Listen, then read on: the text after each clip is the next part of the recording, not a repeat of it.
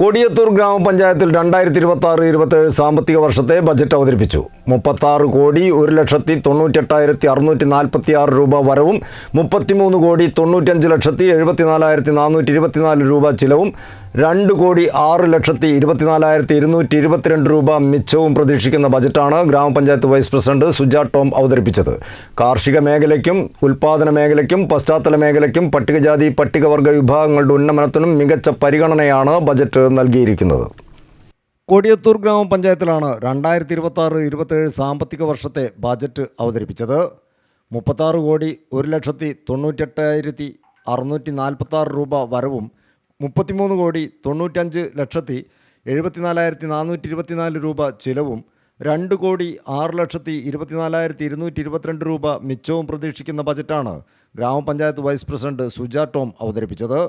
കാർഷിക മേഖലയ്ക്കും ഉൽപ്പാദന മേഖലയ്ക്കും പശ്ചാത്തല മേഖലയ്ക്കും പട്ടികജാതി പട്ടികവർഗ വിഭാഗങ്ങളുടെ ഉന്നമനത്തിനും മികച്ച പരിഗണനയാണ് ബജറ്റ് നൽകിയിരിക്കുന്നത്.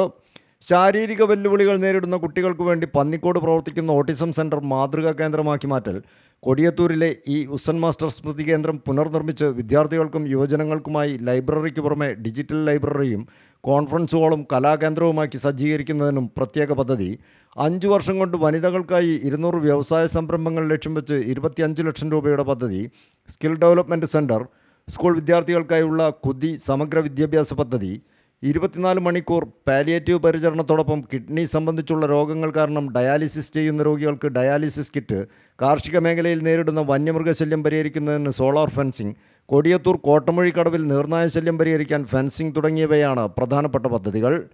ഗ്രാമപഞ്ചായത്ത് കോൺഫറൻസ് ഹാളിൽ നടന്ന യോഗത്തിൽ ഗ്രാമപഞ്ചായത്ത് പ്രസിഡന്റ് ടി കവിത അധ്യക്ഷയായി.